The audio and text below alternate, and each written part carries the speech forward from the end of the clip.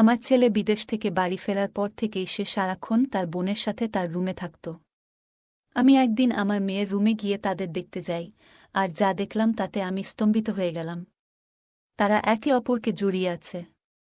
তারপর যা দেখলাম আমার নিজের চোখকে বিশ্বাস করতে পারতেছিলাম না, কারণ তারা সম্পর্কে আপন ভাই বোন ছিল। তারা কিভাবে এসব করতে পারে? আমি তাদের মা হিসাবে এসব মেনে নিতে পারছিলাম না। আমার নাম সুমাইয়া, আমি কলকাতায় থাকি এবং আমি একজন বিবাহিত মহিলা। আমার দুটি সন্তান আছে, আমার ছেলের নাম জয় আর মেয়ের নাম ইতি। জয় যখন ৮ বছর বয়সে তার বাবা মারা যায়। আমার ২ সন্তানের জন্য আমি আর বিয়ে করিনি। তাদের ভবিষ্যতের কথা চিন্তা করে তাই আমি একাই আমার ২ সন্তানের যত্ন নিয়েছি এবং তাদের সব স্বপ্ন পূরণের চেষ্টা করেছি। আমার পরিশ্রমের ফলে আমার ছেলে ২৩ বছর বয়সে বিদেশে চাকরি পেয়েছে। আমার মেয়ে ইতি তখন মাত্র ১৮ বছর বয়সী। সে অনেক সুন্দর আর অনেক সাহসী। আমার মেয়ে অনেক সুন্দর হওয়ায় আমি তাকে নিয়ে অনেক টেনশনে থাকতাম। অনেক ছেলে তার পিছনে পড়ে থাকত, কিন্তু আমার মেয়েকে আমি অনেক ভালো শিক্ষা দেয়ায় সে এসব এর কোনো পাত্তা দিত না। তাই আমি অনেক খুশি থাকতাম। আমার গল্পগুলো তোমরা শুনো, কিন্তু সাবস্ক্রাইব করো না। দয়া করে গল্পগুলো ভালো লাগলে ভিডিওটি লাইক, শেয়ার এবং চ্যানেলটি সাবস্ক্রাইব করো প্লিজ। আজ ৩ বছর পর আমার ছেলে জয় বিদেশ থেকে দেশে ফিরে এসেছে। জয় আবেগপ্রবণ হয়ে পড়েছে এবং চোখে জল এসে গেছে। আমার মেয়ের বয়স তখন ২১ বছর। জয় চলে আসতেই আমার চোখে জল এসে পড়ল, আর সে বলতে লাগল, আম্মু, দয়া করে আমাকে দরজায় দাঁড় করিয়ে রাখবেন না, আপনি কি এটা শুনতে চান? আমি তখন নিজেকে সামলে নিলাম এবং ছেলের হাত ধরে তাকে ভেতরে নিয়ে এলাম। জয়কে আমি খুব ভালোবাসতাম এবং সে যখন আমার কাছে ফিরে এল তখন বুঝতে পারলাম এই ৩ বছর কতটা কঠিন ছিল তার জন্য, সেটা কেবল আমি জানি। ইতি তখন স্নান করে বের হচ্ছিল। সে ভাইকে দেখে খুব খুশি হয়ে গেল। তাদের এই আবেগপূর্ণ মুহূর্ত দেখে আমি একটু অস্বস্তি অনুভব করছিলাম, কারণ ইতি তখনও পুরোপুরি পোশাক পরেনি আর তাদের শরীর একে অপরকে ছুঁয়ে যাচ্ছিল। কিন্তু তাদের ভাই বোনের ভালোবাসা দেখে আমার চোখে পানি চলে এল। তারা অনেকক্ষণ একসাথে জড়িয়ে আছে। আমি তখনও জানতাম না যে এই ভালোবাসা অন্যরকম রূপ নিতে যাচ্ছে। জয়কে বললাম, এবার থামো, আর কতক্ষণ এমন করে থাকবে? যাও, ফ্রেশ হয়ে আসো। আর আমার মেয়েকে বললাম, যাও, আগে পুরোপুরি পোশাক পরে আসো। জয় তখন একটু দূরে সরে গিয়ে ফ্রেশ হতে চলে গেল। কিছুক্ষণ পরে সে ফিরে এলে আমি তার জন্য চা ও নাস্তা নিয়ে আসি। তার সাথে ইতির জন্য অনেক মেকআপ আইটেম ও জামাকাপড় ছিল, যেগুলি দেখে আমরা খুব খুশি হয়েছিলাম। আর আমি লক্ষ্য করলাম আমার মেয়ের জন্য কিছু ছোট পোশাক নিয়ে এসেছিল, যা সে একটু লুকিয়ে রেখেছিল আমার কাছ থেকে। তা দেখে আমি অনেক অবাক হয়ে গিয়েছিলাম। কেন সে আমার কাছ থেকে এসব লুকিয়ে রেখেছে তা ভাবতে লাগলাম। আমার মনে হচ্ছিল আমার পরিশ্রম সার্থক হয়েছে। দুপুর হয়ে গেছে, আমরা সবাই একসাথে খেতে বসেছিলাম। আমি আর ইতি জয়কে জিজ্ঞেস করছিলাম, বিদেশে গিয়ে কেমন করে এত সফল হলে? ওখানকার পরিবেশ কেমন? জয় ইতিকে দেখে বলল, ইতি, তুমি অনেক বড় হয়ে গেছ। এই ৩ বছরে অনেক পরিবর্তন হয়েছে তোমার মধ্যে। আমি হেসে বললাম, হ্যাঁ, সে তো নায়িকা হয়ে উঠবে। জয় আমার দিকে একটু অন্যরকমভাবে তাকালো, মনে হলো কথাটা তার পছন্দ হয়নি। সে তখন বিদেশের নানা অভিজ্ঞতার কথা বলতে লাগল। রাতের খাবারের পর আমরা আমাদের ঘরে চলে গেলাম। ইতি তখন কলেজের ছুটিতে ছিল। জয় যখন ২৬ বছর বয়সী, তখন তার বিয়ের কথা আমার মাথায় আসতে লাগল। আমি কিছু না ভেবে জয়কে বললাম, বাবা, এখন তোমার বয়স হয়েছে, বিয়ে করো যাতে ঘরে একটা মেয়ে থাকে তোমার সেবা করার জন্য। জয় বলল, মা, আমি এখন বিয়ে করার কথা ভাবতে পারছি না। আমার বয়স এখনও বিয়ের জন্য উপযুক্ত মনে হয় না। জয় এর কথা শুনে আমার একটু খারাপ লাগল, কিন্তু আর জোর করতে পারলাম না। কিছুক্ষণ পর ইতি এসে জয় এর খুব কাছে বসল।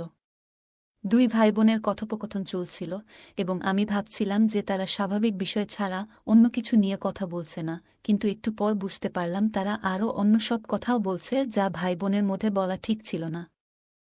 চা খেয়ে ইতির ঘরে গিয়ে যা দেখলাম তাতে আমি অবাক হয়ে গেলাম। দৃশ্যটা দেখে মনে হলো এই দুজন যেন বহু বছর বিচ্ছিন্ন থাকা প্রেমিক। এটা দেখে আমি হতবাক হয়ে গেলাম।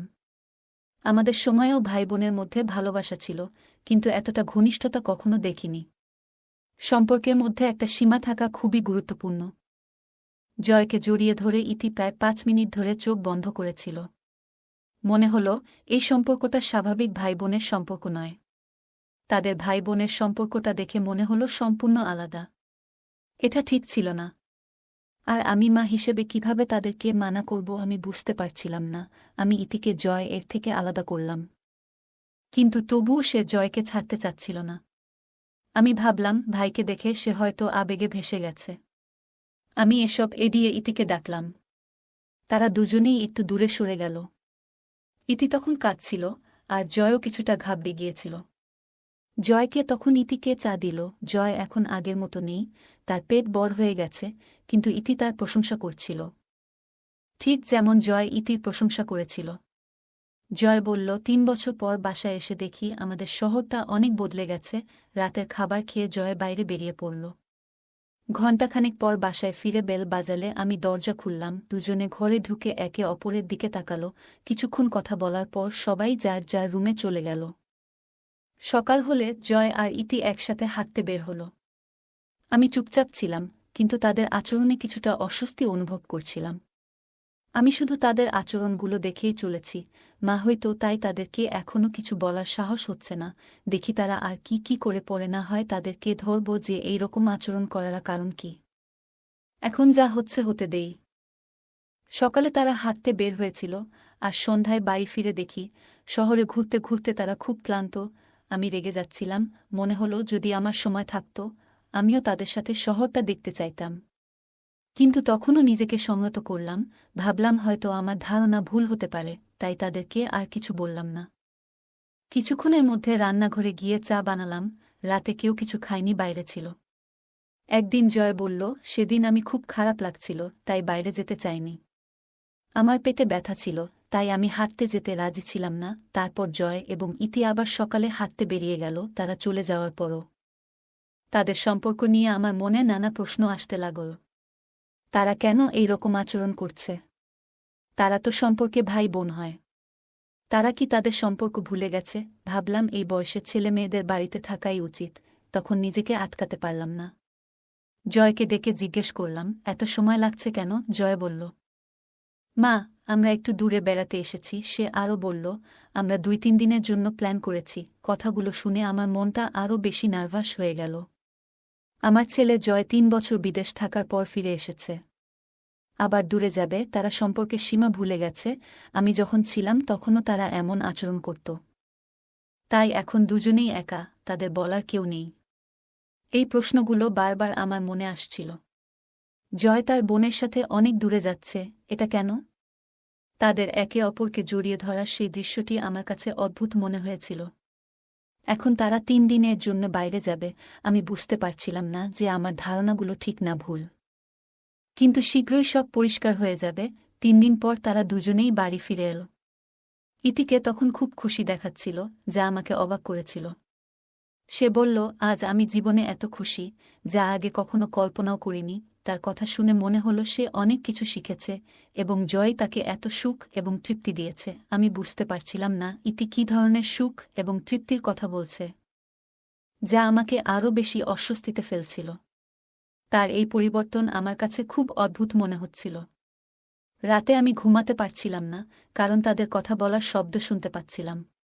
তাই উঠে ইতির রুমের কাছে গেলাম। ইতি খুব ছোট জামা পরেছিল, যা আগে কখনো দেখিনি। এসবি মনে হয় জয় বিদেশ থেকে নিয়ে এসেছিল। তার ভাই জয়ও সেখানে বসেছিল। তারা দুজনেই একে অপরের দিকে তাকিয়ে কথা বলছিল। আমি দরজায় টোকা দিয়ে বললাম, বাকি কথা কাল সকালে হবে। এখন অনেক দেরি হয়েছে, তোমরা দুজনে নিজ নিজ রুমে গিয়ে ঘুমাও।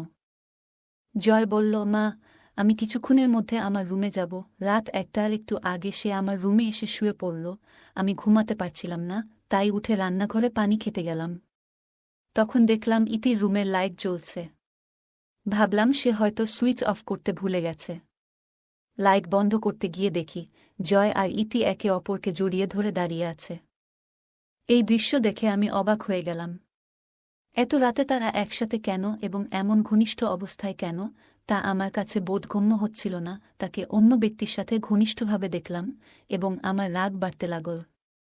আমি তার কাছে গিয়ে জিজ্ঞাসা করতে চেয়েছিলাম, কিন্তু স্থির করলাম, আগে সবকিছু পরিষ্কারভাবে বুঝে নিই। তাই ধীরে ধীরে ফিরে এসে জানালার কাছে দাঁড়িয়ে তার গোপন কথা জানার চেষ্টা করলাম। কিছুক্ষণ পর জয় তার রুমে চলে গেল। দেখলাম সে ক্লান্ত হয়ে পড়েছে। জানালা দিয়ে উকি দিয়ে দেখি ইতিও ক্লান্ত লাগছে এবং বোতলের দিকে তাকিয়ে আছে। এত কিছু দেখার পরও বুঝতে পারছিলাম না এদের মধ্যে আসলে কি হচ্ছে।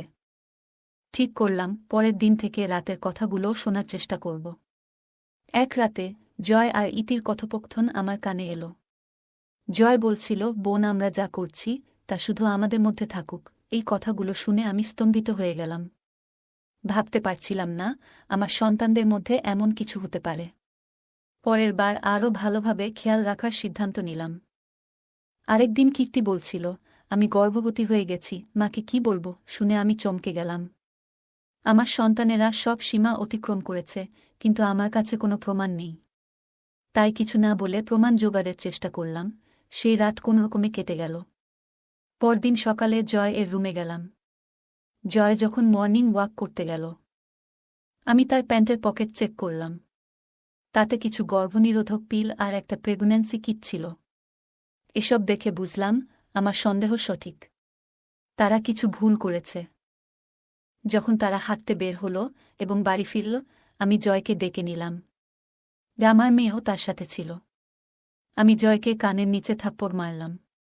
ইতি ভয় পেয়ে গেল এবং জিজ্ঞাসা করল, মা, এটা কি করছ? ভাইয়ের সাথে এমন আচরণ করা তোমার শোভা পায় না, তুমি অনেক খারাপ করছ।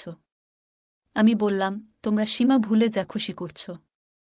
আমার কথা শুনে দুজনেই ঘাবড়ে গেল এবং আমার দিকে তাকাল। ওদের বললাম, তোমরা ভান করছ যে কিছুই হয়নি, কিন্তু আমি সব বুঝতে পারছি। এরপর গর্ভধারণ ও জন্মনিয়ন্ত্রণ বড়ি তাদের সামনে রাখলাম। ওদের মুখ ফ্যাকাশে হয়ে গেল।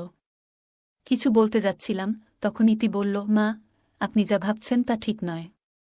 জয় ভাই আমাকে সাহায্য করছে। কি আর সাহায্য করছে? তোমাকে গর্ভবতী করতে সাহায্য করছে কি? তোমরা তোমাদের সম্পর্ক ভুলে গেছ যে তোমরা আপন ভাই বোন হয়। তোমরা এমনটা কেন করলে? বাইরের মানুষ শূন্যে আমাদের সমাজ থেকে বের করে দিবে। আমি অবাক হয়ে জয় এর দিকে তাকালাম। তারপর আমার মেয়ে আবার বলল, মা, কিছুদিন আগে আমি আমার বন্ধুর সাথে বাইরে গিয়েছিলাম। তখন আমাদের কলেজের এক প্রফেসর আমাকে ব্ল্যাকমেল করতে শুরু করেন। তিনি বললেন, আমাকে খুশি করলে 2টো বিষয় পাশ করাবেন। আমি অনেক কষ্টে ছিলাম, তাই আপনাকে জানাতে পারিনি। প্রফেসর প্রতিদিন আমাকে ফোন করতেন এবং খারাপ আচরণ করতেন। আমি বারবার প্রত্যাখ্যান করেও ফাঁদে পড়ে যাই। তাই জয় ভাই আমাকে সাহায্য করছিল। এ কথা শুনে আমি হতবাক হয়ে গেলাম এবং বুঝলাম পরিস্থিতি আসলেই কতটা জটিল। জয় ভাই সবসময় চিন্তাশীল ছিল, তাই আমি তাকে সবকিছু বলেছিলাম। সে আমাকে এই সমস্যাগুলো থেকে বের করে আনতে অনেক সাহায্য করেছিল। বাইরে ঘুরতে যাওয়া আমাদের যাত্রা তার কারণে নয়, বরং এই প্রফেসরের কুকর্মের পরিপ্রেক্ষিতে ঘটেছিল। আমরা পুলিশ নিয়ে সেখানে পৌঁছালে তারা সেই অধ্যাপককে গ্রেপ্তার করে। ছেলে, আমি জানতাম না আমার মেয়ে এত কষ্টের মধ্যে দিয়ে যাচ্ছে। ধীরে ধীরে সে সুস্থ হতে শুরু করল। আমার সন্তানদের নিয়ে ভুল ধারণা পোষণ করেছিলাম। তাই তাদের দুজনকে জড়িয়ে ধরে কাঁদলাম এবং বললাম, মা, আমাকে ক্ষমা করো। আমি জানতাম না তোমরা কি সহ্য করছ। সমাজে এমন অনেক ঘটনা ঘটে যেখানে স্কুল বা কলেজে বাচ্চাদের ব্ল্যাকমেল করা হয়।